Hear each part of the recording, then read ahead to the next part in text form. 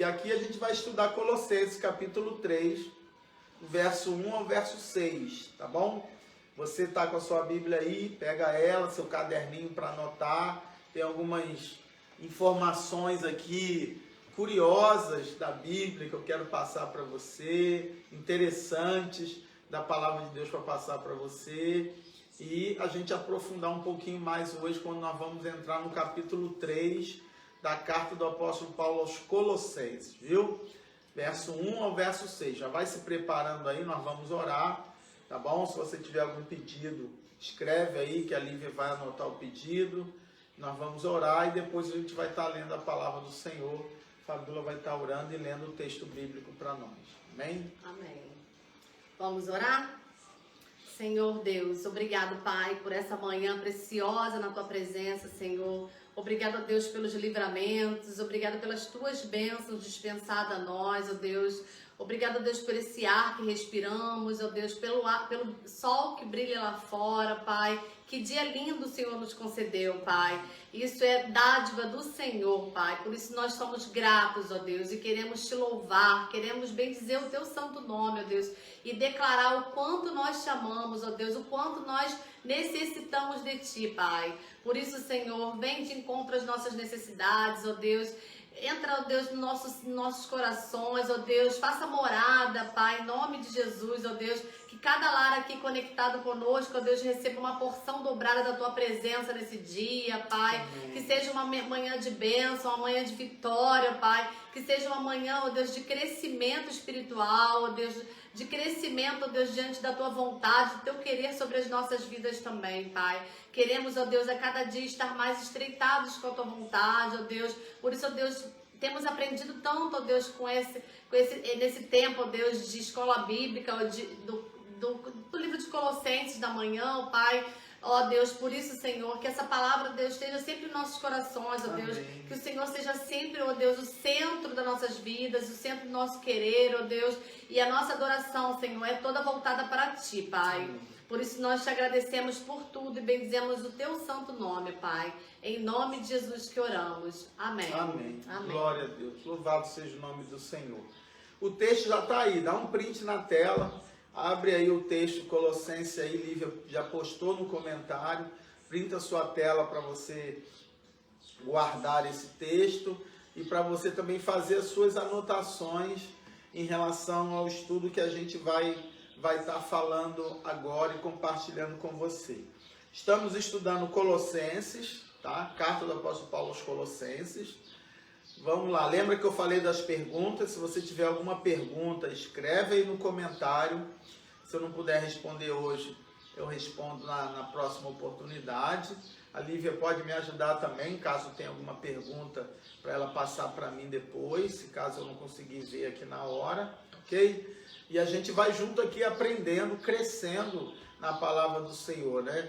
É um desafio e uma obrigação do cristão conhecer a palavra, dominar a palavra. O apóstolo Pedro escreveu isso na sua carta, que nós possamos crescer no conhecimento do Senhor para responder a qualquer um que pedir a razão da nossa fé, né? Por que eu creio em Deus? Quais bases, quais os argumentos que eu tenho para professar a minha fé?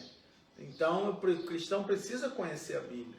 E muitas vezes, muito crente aí é pego de surpresa quando encontra com um mórmon, um testemunho de Jeová da vida, né? E fica enrolado porque não sabe nem falar para ele da palavra de Deus porque não conhece a Bíblia.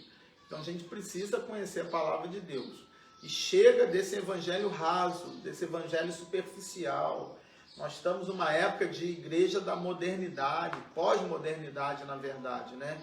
É uma igreja muito superficial, onde tudo pode, onde todo mundo é amado, onde ninguém muda de vida e carrega a Bíblia e vai para a igreja e diz que é gospel, diz que é evangélico, que é bonito, que é bacana, e acha que a igreja agora tem que aceitar tudo, né? A igreja tem que fazer tudo, receber todo mundo. A igreja recebe todo mundo. A igreja é o único lugar que só entra desqualificado. Sabia disso? Eu vou falar isso logo mais à noite. Só entra desqualificado. Sabe por que Deus me colocou na igreja? Porque eu não prestei para nada aí fora, essa é a verdade.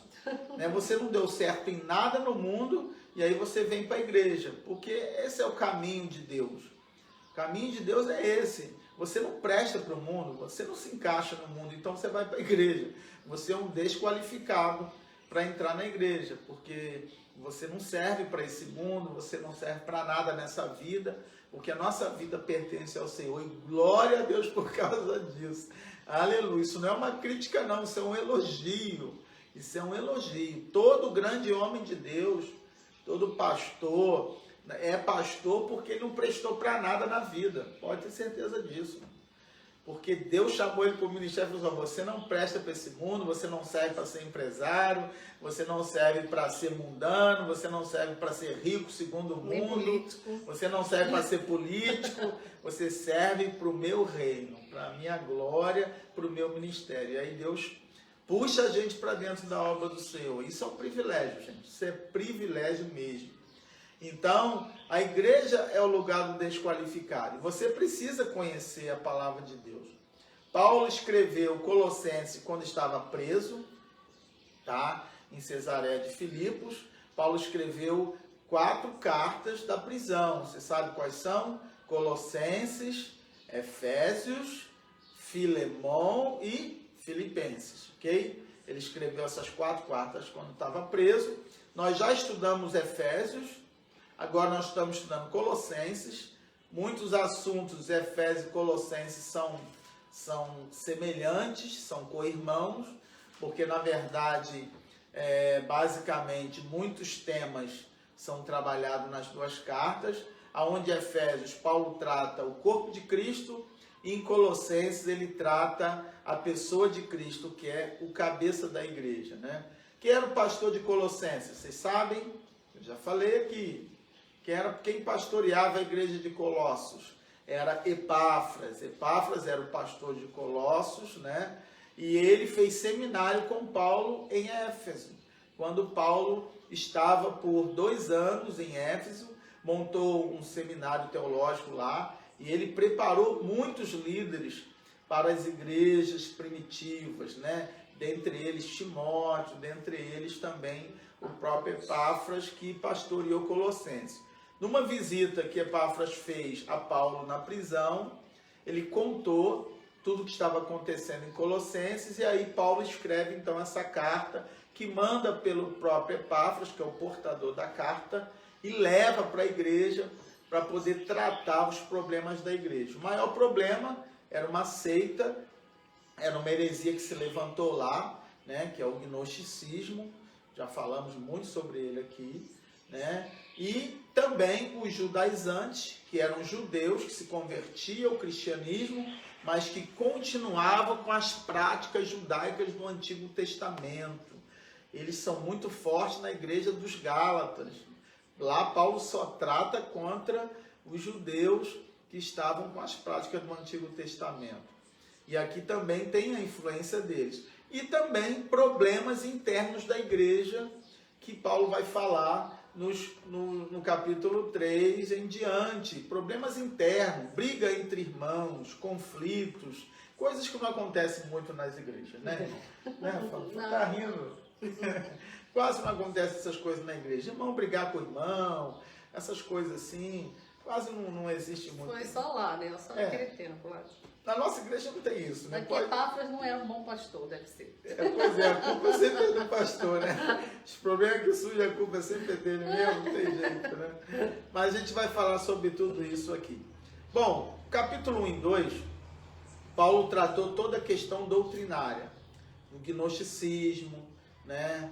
Paulo combateu, defendendo a majestade, a divindade de Cristo, exaltando Cristo, provando, né, que Cristo era o cabeça da igreja e que Cristo é, na verdade, Deus. Porque o gnosticismo dizia que Cristo não era Deus, era uma manifestação divina, mas ele não era Deus. E aí Paulo combate tudo isso no capítulo 1 e capítulo 2, como nós vimos já nos versos anteriores, capítulo 2 fala da suficiência, da vitória de Cristo na cruz do Calvário sobre todos os poderes angelicais, espirituais, né? Cravando a nossa dívida na cruz e triunfando sobre esses poderes na própria cruz do Calvário. Então, a centralidade da obra de Cristo, derrotando todo o poder, está na cruz do Calvário. E a cruz é o centro da fé evangélica. Não há evangelho sem cruz. Igreja que não prega a cruz, que não ensina a teologia da cruz, tem que ter cuidado com isso, porque a centralidade de uma igreja está na teologia da cruz. O que é a cruz? É a mortificação do velho homem para ressuscitar um novo homem. É a experiência de transformação da vida do cristão. Aí quando chega no capítulo 3, que nós vamos ler agora, Paulo fala sobre o quê? Fala sobre aspectos práticos agora da vida cristã. Depois, Paulo sempre costuma escrever assim, ele apresenta a doutrina e depois ele entra na aplicação prática na vida do crente, né? Ele entra nos aspectos pragmáticos, que é a fé vivida, é a fé prática. E é o que Paulo começa a fazer a partir do capítulo 3, do verso 1 em diante.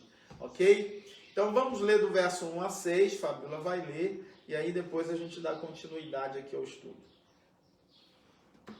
Diz assim, capítulo 3. Portanto, se já ressuscitaste com Cristo, buscai as coisas que são de cima, onde Cristo está assentado à destra de Deus. Pensai nas coisas que são de cima e não nas que são da terra, porque já estáis mortos e a vossa vida está escondida com Cristo em Deus. Quando Cristo, que é a nossa vida, se manifestar, então também vós vos manifestareis com Ele em glória. Mortificai, pois, os vossos membros que estão sobre a terra, a prostituição, a impureza, o apetite desordenado, a vil concupiscência e a avareza, que é idolatria. Pelas quais coisas vem a ira de Deus sobre os filhos da desobediência. Amém, glória a Deus. Deus abençoe a palavra dele lida aos nossos corações. Esse texto aqui é maravilhoso, gente. Esse texto aqui faz um resumo da vida cristã. Esse texto aqui, você precisa marcar ele na sua Bíblia, tá? E você precisa entender as implicações dessa palavra, ok? Do capítulo 3, do verso 1 ao verso 17, Paulo fala da vida de santidade do cristão. É importante você entender que depois da salvação, o tema mais importante na vida do cristão é a sua santificação. Por quê? Porque, conforme nós vamos ver hoje aqui, a salvação não é o fim, a salvação é o início. O batismo é o início da caminhada cristã. E outra coisa que você precisa entender, o contrário, que a gente aprendeu muitos anos nas cadeiras da igreja, até mesmo na IBD, é que bastava você levantar a mão para Jesus, entregando sua vida a Jesus e ponto final, tudo estava resolvido. Você já está salvo, sua vida já está no céu, seu nome está escrito no livro da vida e tudo bem, né? Mas na verdade, a salvação não é o todo. A salvação não faz a obra completa, entenda isso. O tema da salvação é o todo, mas a conversão, melhor dizendo, né, o que a gente chamava de fulano está salvo porque levantou a mão para Jesus, né? Aquilo ali é a conversão. Ali não é o todo, ali é o início, né? Como diz um pastor, é só o início, né? E o início é início mesmo, tem uma eternidade pela frente para ser trabalhada. E aqui a gente vai aprender um aspecto interessante. Paulo vai começar a falar do quê? Da vida de santidade do cristão, da santificação. Por quê? Porque a conversão é o começo. E a conversão não faz a obra completa. Você já viu muita gente que converteu, está na igreja, mas não parece um cristão? Dá mau testemunho? Que a vida não mudou? E que as pessoas ainda acusam?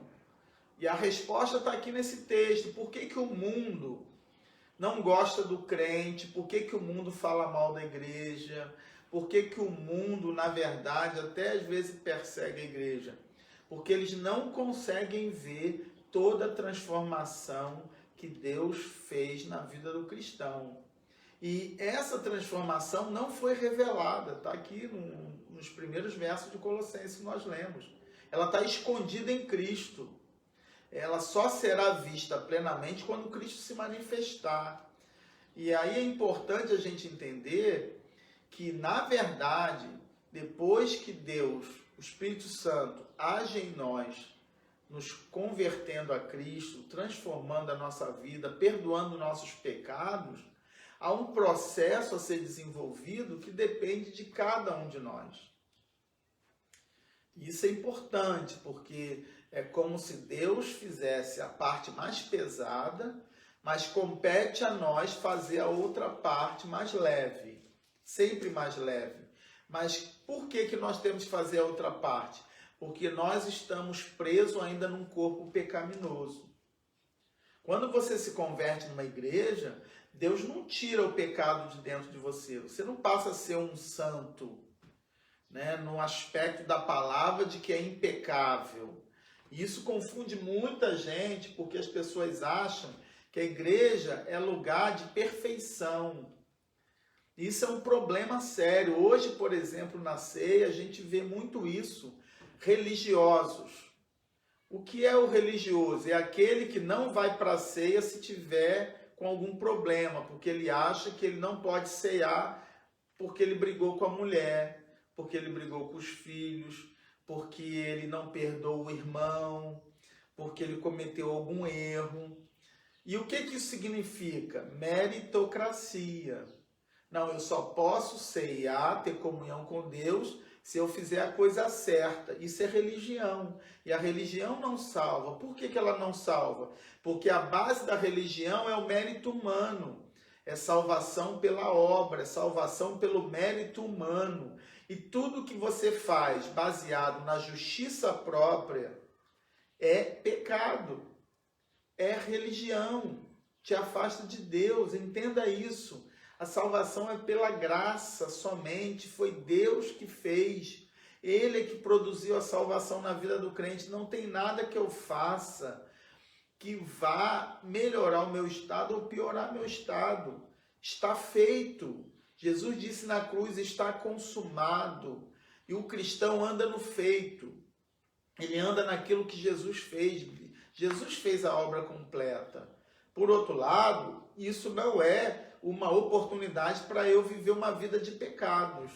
Já que Jesus já fez tudo, eu não preciso fazer nada, eu vou viver uma vida de pecados, porque no final ele já fez tudo. Não. O próprio apóstolo Paulo vai falar muito isso, se eu não me engano, no capítulo 6 de Romanos, né? Quando ele trata da questão da liberdade à carne por causa da graça. É isso que a heresia gnóstica fazia em Colossenses. Eles ensinavam que a matéria é má, o corpo é mau.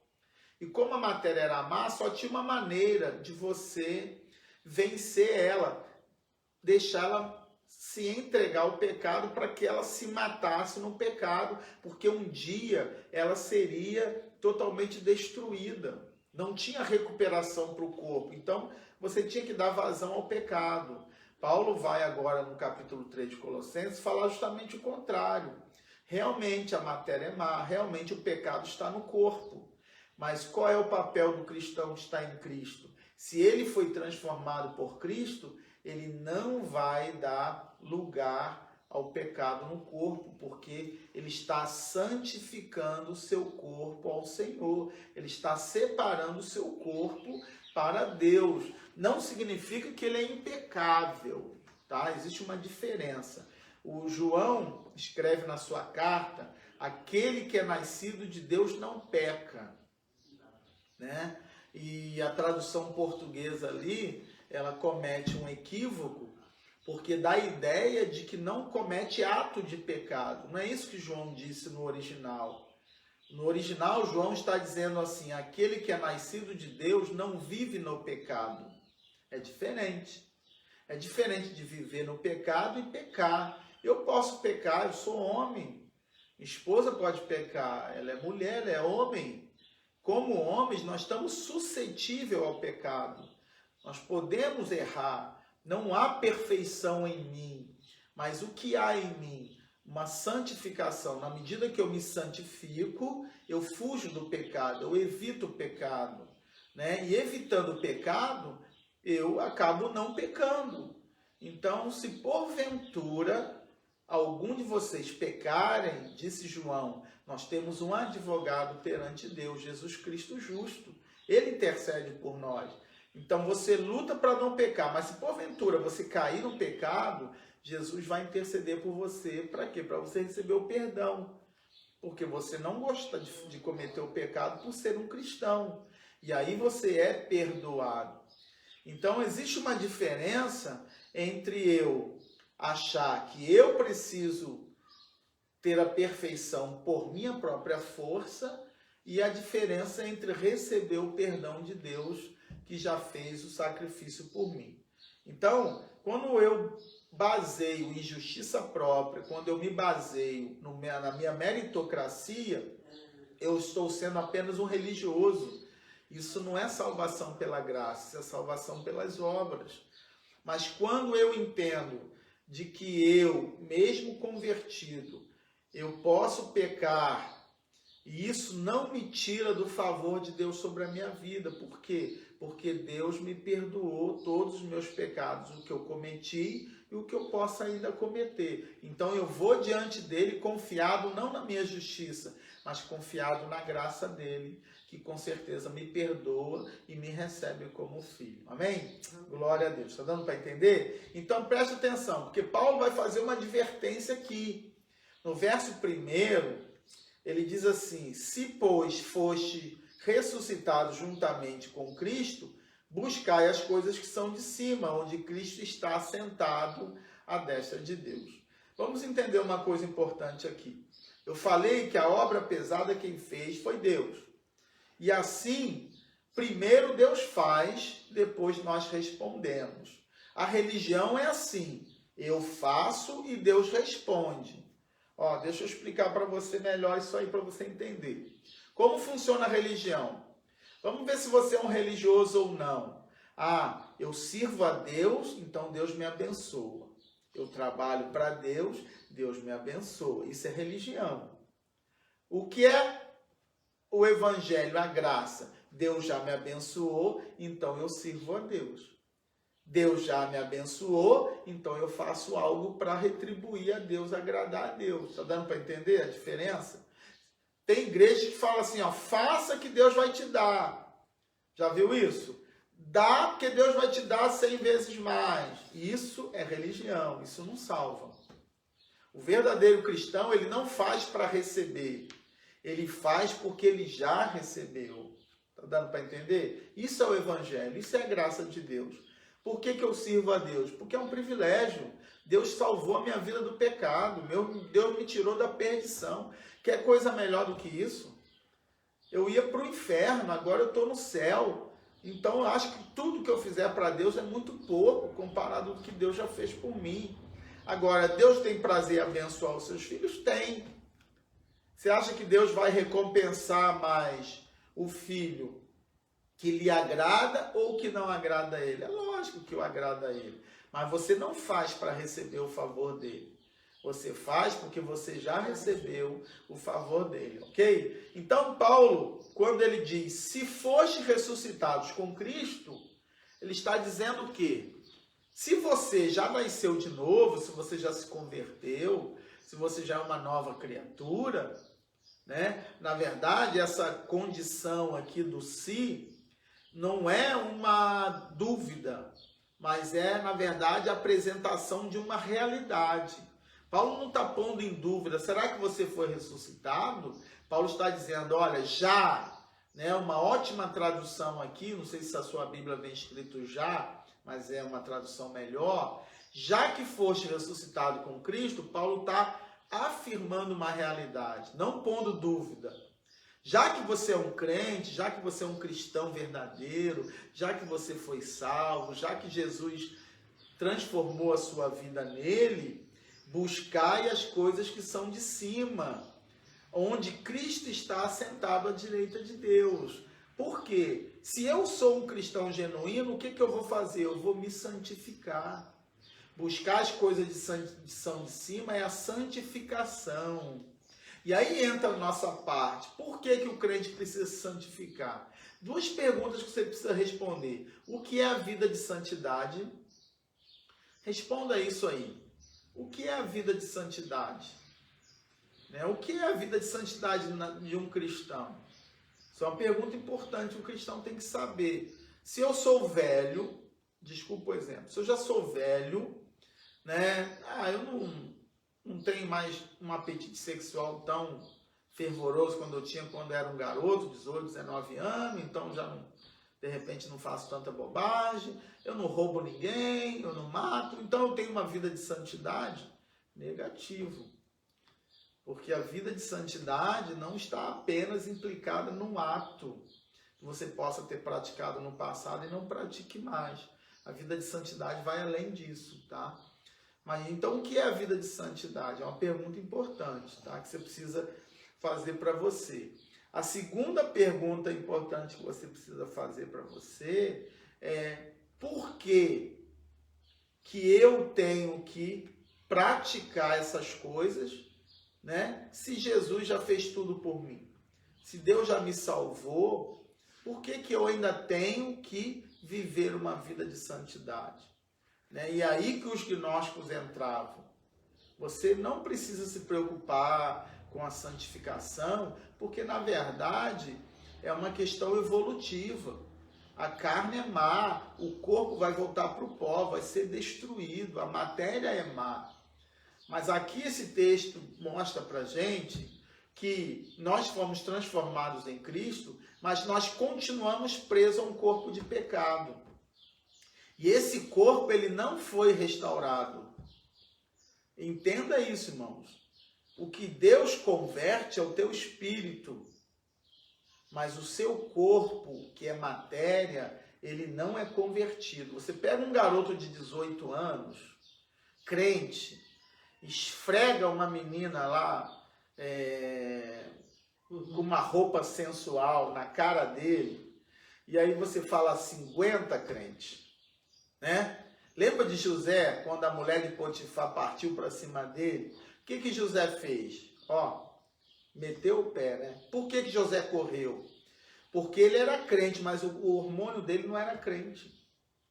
O hormônio do jovem não é crente, irmão. Se ele ficasse 2 minutos lá, ele caía. Ele caía. Se José ficasse lá perto daquela mulher, ele ia ficar enrolado. O que ele fez? Perna para quem te quero, saída pela esquerda, como dizia o leão da montanha, Saída pela direita. Você não pegou essa época, leão da montanha. Desculpa a ilustração tão ultrapassada, irmão? Eu vi esse desenho antigo, eu lembro desse desenho. Eu não lembro, não. Você não pegou isso, mas nós nascemos juntos, não é mesmo? Nascemos nada. Deixa pra lá, isso é outra parte. Mas, gente, o hormônio não é convertido. Por que não é convertido? Porque é carne. E aí Paulo vai falar isso aqui muito fortemente. Qual é o dever do cristão? O dever do cristão na vida de santidade é viver como um crente. É viver no novo padrão do reino. É viver na nova realidade espiritual que ele agora está. Se ele já está ressuscitado com Cristo, ele tem que viver nas coisas eternas, buscando as coisas do alto. Por quê? Porque as coisas da terra são contrárias às coisas de cima. Entenda isso, irmão. O mundo milita contra o cristão. O cristão caminha na contracultura. O cristão caminha na contramão do mundo. É incompatível você ser crente e viver uma vida mundana. É incompatível você ser ressuscitado com Cristo e viver uma vida morta. No verso 2 ele fala: pensai nas coisas que são de cima e não nas que são da terra. Aí Paulo vai fazendo essa dualidade, vai fazendo esse contraponto entre as coisas eternas e as coisas terrenas. Percebe que as coisas terrenas não servem para as coisas cristãs, não servem para o salvo, não são compatíveis. Mas é importante você entender que nós ainda estamos presos na terra. Ah, pastor, então vou me alienar? Lembra que eu falei que com base nesse texto vieram os mosteiros?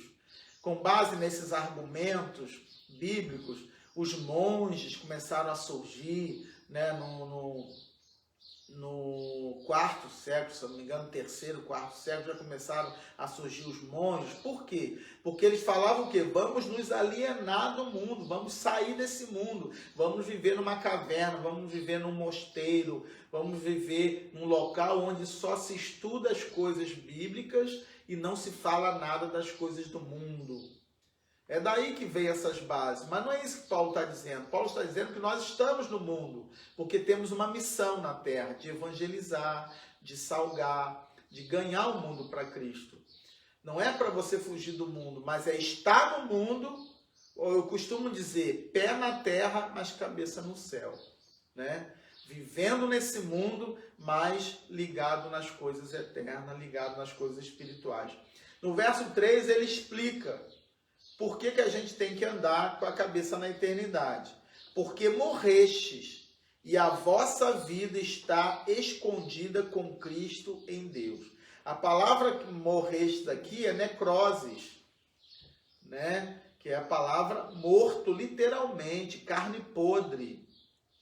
E aí é interessante que muita gente achava que nós estávamos vivos e agora entregamos a nossa vida a Jesus. Paulo vai dizer, o paralelo desse texto aqui, se eu não me engano exatamente, é Efésios, capítulo 5, do verso 23 até o capítulo 6,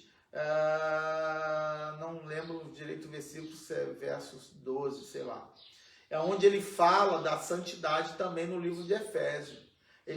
No capítulo 3, ele vai falar na vida de santidade, no aspecto com você mesmo, que a gente vai ver aqui no verso 6, no aspecto dos seus relacionamentos, a vida de santidade na família, marido e mulher, e a vida de santidade na sociedade, vai até do verso 1 ao verso 17, tá? Então, a vida de santidade implica no aspecto com você mesmo, nos seus relacionamentos familiares, do casamento, e também da sociedade. Repara que a santidade ela está ligada ao aspecto carnal, os nossos sentidos, os 5 sentidos. E aqui aparece a pentada, ou pêntada. Eu vou explicar o que é isso. Listas de pecados, listas de erros e listas de virtudes. Você já ouviu falar nisso? Pois é, Paulo apresenta 3 listas aqui, 3 pêntadas, 2 listas de erros e uma lista de virtude. E curiosamente você vai entender o que é isso. Por quê? Porque os helenistas, que eram judeus convertidos e que eram influenciados, criados na cultura romana, eles colocavam listas de erros a serem evitados. Era comum os filósofos e até mesmo os líderes e mestres helenistas ensinarem aos seus alunos que eles deveriam fazer listas de erros. Você deve ter entendido, se você veio do catolicismo, que você tinha que guardar os 10 mandamentos. Lembra disso? Isso nada mais é do que lista de erros a serem evitados. O decálogo, ou os 10 mandamentos, né? Deus deu porque o povo estava acostumado a quê? Fazer e não fazer. O povo, quando recebe a lei, ele aprende o que deve e o que não deve. E a religião é a mesma coisa. Muita gente vai para a igreja e acha que a igreja é sobre fazer e não fazer. Uma lista de não. Eu falei isso semana passada. Evangelho não é isso. Todas as coisas me são lícitas, mas nem todas me convêm. Todas as coisas me são lícitas, mas eu não me deixarei dominar sobre elas. Nós somos livres. Mas o que acontece? O que eu escolho fazer e não fazer é fruto da ação do Espírito Santo em mim. Não é porque não pode, é porque eu não quero fazer, porque eu quero agradar o Deus que fez tudo por mim. Amém? Está dando para entender? Isso é evangelho, isso é graça de Deus, né? É contra totalmente a religião. Então, Paulo vai dizer, porque morrestes e a vossa vida está escondida com Cristo em Deus. Olha aí. Por que a vida está escondida em Cristo? Por que Paulo fala isso? Isso só aparece aqui em todo o Novo Testamento. E é muito interessante e profundo isso aqui. Deixa eu explicar. Nós não estávamos vivos e Jesus nos alcançou. Nada disso. Nós estávamos mortos. Nós estávamos mortos. Agora que nós estamos vivos. Em Cristo é que há vida. Tudo se baseia em Cristo. Escolheu Deus convergir todas as coisas a Cristo. No sacrifício de Jesus, na morte, na cruz do Calvário, Deus convergiu passado, presente, futuro, coisas espirituais, seres, poderes, realidades. Tudo foi convergido a Cristo. A vida foi convergida a Cristo. E há um termo que Paulo usa muito em Romanos, que é o primeiro Adão e o segundo Adão. Duas criações. A primeira criação é a criação caída, adâmica. Todos nós carregamos dentro de nós a natureza adâmica e a natureza cristocêntrica, né? Para quem é crente. Se você é um crente, a natureza adâmica tem que ser morta, tem que ser eliminada. E a natureza cristã tem que ser evoluída. Como que ela evolui? Através da santificação, através da vida de santidade. Quanto mais você se envolve com as coisas espirituais, com as coisas eternas, intimidade com Deus, conhecimento da palavra, mais a sua natureza cristã cresce e mais a sua natureza adâmica morre. Mas por que muito crente é carnal? Muito crente é mundano, muito crente é pecador demais, tem prazer no pecado, porque está dando ainda valor à natureza adâmica. Quando Jesus vem, Deus manda o outro Adão. Esse Adão é perfeito, esse Adão não peca. Esse Adão é uma criação nova, que foi feito em Deus para a justiça. Quem está em Cristo está na natureza de Cristo. Quem recebe a natureza de Cristo, é por isso que Paulo fala, já que vocês ressuscitaram com Cristo, receberam uma natureza nova, vocês têm que matar a natureza antiga. Tem que matar a natureza adâmica, tem que matar a carne. E a carne está onde? No nosso corpo. Literalmente aqui Paulo está falando do corpo, que é a nossa natureza carnal. Por quê? Porque o corpo nos liga a esse mundo. Os olhos, os ouvidos, o tato, a audição, né? Tudo isso nos dá conexão com esse mundo. E esse mundo é um mundo caído. É um mundo de pecado. Então, quanto mais eu dou vazão à minha natureza carnal, mais eu, na verdade, vivo para o mundo e morro para Deus. Então, entenda isso. Viver sem Cristo não é viver, é morrer. Viver. Por isso que a palavra de Deus fala em opostos, né? Aquele que crê, ainda que esteja morto, viverá. Por que ele fala isso? Porque quando você está vivendo, você na verdade está morto. Quem está vivo hoje sem Cristo está morto. Mas quem está morto e encontra Cristo está vivo. É por isso que a palavra de Deus fala que aquele que crê, ainda que morra, viverá. Porque aquele que crê, ele vivo, né? Ele passa a viver em Cristo. E, na verdade, ele pensava que estava vivo, mas, na verdade, ele estava morto. O mundo está morto e não sabe, irmãos. Essa é a verdade, né? E aí, Paulo vai dizer aqui para nós, ó, porque morreste, a vossa vida está escondida com Cristo em Deus. Quando Cristo, verso 4, que é a nossa vida, se manifestar, então também vós vos manifestareis com ele em glória. Paulo está falando da segunda vinda de Jesus. Olha que coisa tremenda, irmãos. Nós só seremos vistos com a realidade que nós somos em Cristo depois que Jesus voltar. Por que que o mundo olha para nós e não consegue ver, na realidade, a nova vida que nós temos? Por quê? Porque a nossa vida está escondida em Cristo. É como se Deus falasse assim, ó, tem uma natureza nova dentro de nós, Ele transformou a nossa vida, mas escondeu em Cristo, está escondido. Tudo que nós temos para revelar não foi manifesto ainda, porque aprove Deus esconder. Só vai ser manifesto quando Jesus voltar e nós voltarmos com Ele para reinar com Ele. No milênio é que o mundo vai ver quem é a igreja. Olha que coisa gloriosa, irmãos. Não tem como eu ouvir isso aqui e ficar assim entusiasmado. Porque a vida cristã não é só ir para o céu com Jesus. Ah, eu vou para o céu, vou cantar naquele coral, não sei o quê, andar nas nuvenzinhas, vestir aquela roupa branca. Nada disso, irmão. Você não tem noção. Quando Jesus voltar à segunda vinda, Ele vai reinar nesse mundo com a igreja. E aí o mundo vai ver quem nós somos. Olha, meu Deus, aquele povo é o povo da Bíblia. Aí eles vão ver quem realmente nós somos, com o corpo glorificado, com o poder de Deus na nossa vida, manifesto. Gente, isso é coisa tremenda demais. Você precisa entender isso aqui, você precisa, eu não sei se eu estou te ajudando, mas você precisa entender. Hoje nós somos como agentes secretos no mundo.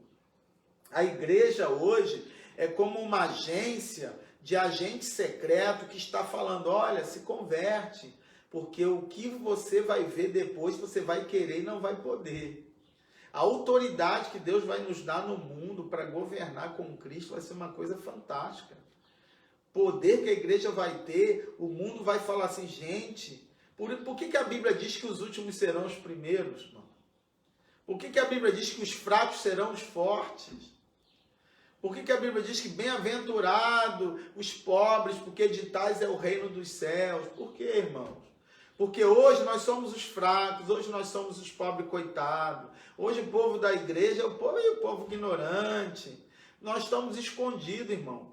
Na hora que Cristo voltar, aí, meu irmão, se prepara, porque esse povozinho aí, que não valia para nada, que não servia para nada, que eram os fracotes, que eram os ignorantes, aí vocês vão ver como é que eles vão vir. Aleluia, glória a Deus.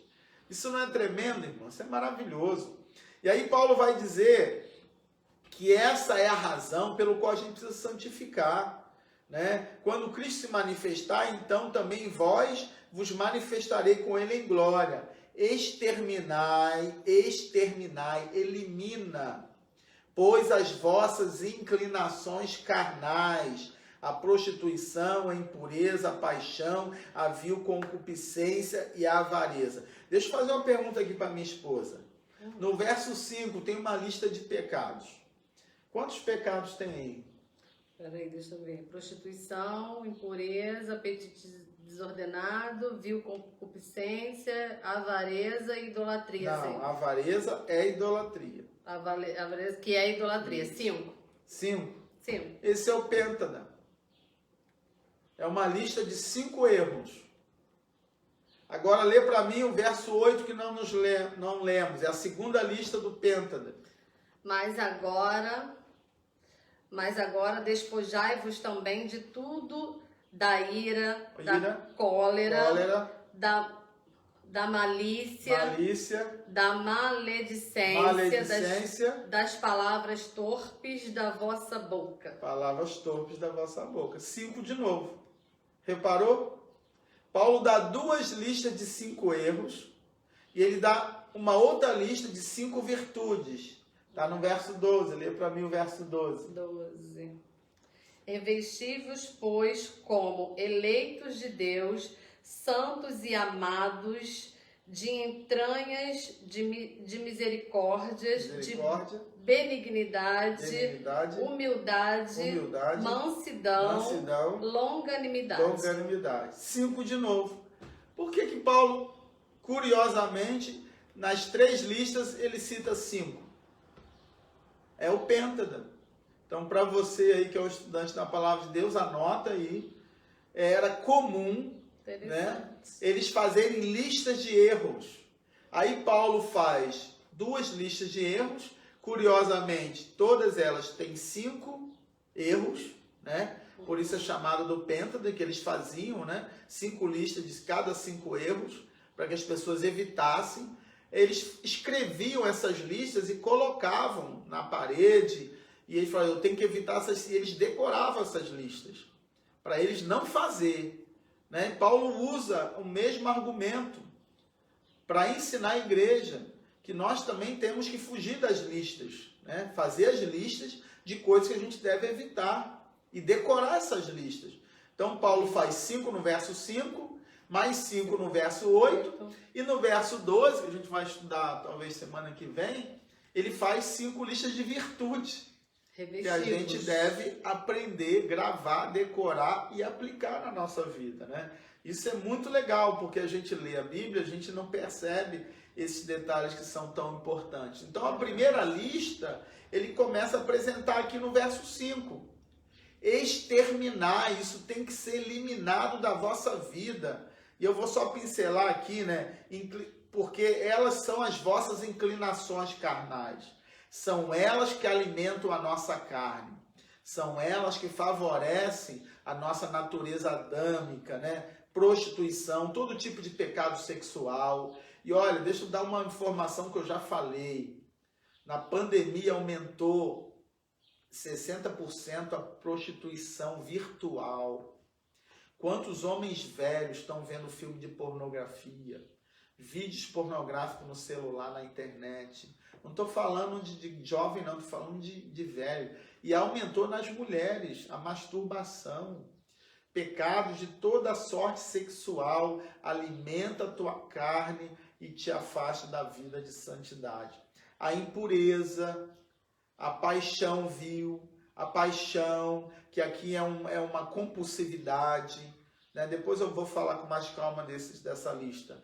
É um controle desenfreado, né? Uma compulsividade. Mulheres que têm paixão por compra, compradores compulsivos, acumuladores compulsivos, né? Todo tipo de compulsividade está aqui. Apetite desordenado. Apetite desordenado, né? A glutonaria, a vil concupiscência, desejo desenfreado. E eu queria destacar aqui a avareza, que é idolatria. Paulo compara o pecado da avareza com a idolatria. O que é a avareza? É o pão duro, é o sovina, é o mão de vaca. Você já viu crente assim? Crente assim está perdido, é idólatra. Um crente avarento é idólatra. O crente tem dificuldade em abrir a mão para ofertar, para contribuir. Tem gente que está na igreja há anos, nunca dizimou, não sabe o que é dizimar, não sabe o que é ofertar. Tem gente que quando fala com dinheiro fica até com raiva. Irmão, se eu não falar de dinheiro, eu estou tirando o privilégio que você tem de poder de ser abençoado. O privilégio não é meu, não. O privilégio é teu, irmão. Eu não posso te negar esse privilégio. O pastor tem que ensinar sobre dízimo, o pastor tem que ensinar sobre oferta, porque é bíblico. Agora, o fato de contribuir ou não é uma atitude sua. Mas quando o cristão ele não contribui, ele está sendo avarento. Ele está sendo sovina. O cristão é generoso, o cristão é abençoador. O cristão é alguém que está sempre ajudando as outras pessoas. E outra coisa, ajudar pessoas não substitui a oferta no altar, porque é o altar que santifica a oferta. Então, primeiro se oferta no altar, é no dízimo e nas ofertas. E depois você pratica os outros atos de generosidade, porque um não substitui o outro. Então, Paulo dá 5 listas, o pêntada, né, já falei isso. Ele vai dar outras no verso 8 e virtudes no verso 12. Lembrando que essas primeira lista aqui, do verso 5, é relacionado a nós mesmos. Pode olhar aí, os 5 erros aqui é de dentro de você, é relacionado a você mesmo. No verso 8, é relacionado com os seus relacionamentos. Nós vamos ver isso semana que vem, né? E o verso 6, para terminar, pelas quais coisas vem a ira de Deus sobre os filhos da desobediência. E aí, irmãos, é uma coisa a se pensar. Primeira reflexão que eu quero tirar aqui para você. Se um cristão é salvo, ele não pode viver uma vida carnal. Por quê? Porque quem vive uma vida de natureza adâmica e carnal está debaixo da condenação, está debaixo da ira de Deus. Então ele não pode ser salvo. Tá dando para entender? É aquela história, Tostines vende mais porque é fresquinho ou é fresquinho porque vende mais? Você lembra dessa propaganda que tinha na televisão, de biscoito? Eu lembro. Isso é da tua época, né? Viu? Eu não lembrava mais, né? Não é na minha época, não. Mas então, gente, o que eu estou querendo ilustrar com isso? É incompatível. Se eu sou um cristão e eu sou avarento, se eu sou um cristão e eu vivo envolvido com prostituição, é incompatível. No verso 6 diz que sobre esses vem a ira de Deus, porque eles são filhos da desobediência. São os desobedientes. O povo judeu, ele tinha uma expressão para falar dos condenados. Os condenados eram os filhos da desobediência. Né? São pessoas que são destinadas à perdição. Não é uma desobediência momentânea que Paulo está falando. Sabe por quê? Porque a ira de Deus aqui, o que é a ira de Deus? É a revolta, é a raiva de Deus quando o crente peca? Não. Vamos aprender uma outra coisa importante aqui. Quando o crente peca, Deus fica com raiva? Não. Quando o crente peca, Deus fica irado? Não. Quando Davi pecou, Deus ficou irado? Não. Por quê, irmãos? Porque quando o crente peca, Deus olha para Jesus, a ira dele já foi aplacada em Cristo. Se Cristo não morresse na cruz, Deus ia ficar irado, ele ia punir todo ato de pecado. Mas o preço já foi pago, a dívida foi paga e cravada na cruz, não tem mais dívida. Entenda isso, irmãos. A ira de Deus é o quê? É o julgamento divino que vai acontecer sobre os filhos da desobediência, sobre os perdidos. O que é a ira de Deus? É o julgamento divino. Escreve isso aí, meu irmão. A ira de Deus não é um sentimento que Deus sente quando a pessoa faz algo de errado. A ira de Deus vai vir sobre você. Realmente, a ira de Deus vai vir sobre você. Se você andar na carne, na desobediência, no dia do julgamento, você vai receber toda a punição que Deus tem sobre os filhos da desobediência. Então, eu espero ter ajudado você nessa manhã. A gente vai parar aqui hoje, tá bom? Vamos orar, porque, querido, nós somos o povo de Deus, somos salvos, somos remidos, nós ressuscitamos com Cristo. Nossa vida está escondida nele. O mundo ainda não viu tudo que nós temos para revelar. Quando ele voltar, o mundo vai ver quem é a igreja de Cristo gloriosa e poderosa sobre a terra. Mas qual é o nosso dever hoje? É andar em santidade. Nosso dever hoje é matar a nossa carne. Nosso dever hoje é mortificar, né? Como diz aqui no verso 5, exterminar de uma vez por toda as inclinações carnais e viver uma vida que agrada a Deus. Que Deus nos ajude a viver uma vida que agrade a Ele, uma vida de santidade, uma vida de consagração, aonde a gente não dá ocasião à carne, mas a gente busca as coisas do alto. Que você hoje busque as coisas eternas, busque as coisas do céu, busque andar na presença de Deus, intimidade, leitura da palavra, oração, louvor, adoração, né? Servir na igreja, se envolver com a obra de Deus. A melhor coisa que você pode fazer, querido, é se aproximar cada vez mais do Senhor, da casa do Senhor e da obra do Senhor. Amém? Amém. Vamos orar ao Senhor, quero abençoar a tua vida, a tua casa, em nome de Jesus. Pai querido, eu te agradeço por essa manhã, te louvo por essa palavra gloriosa linda aos nossos corações.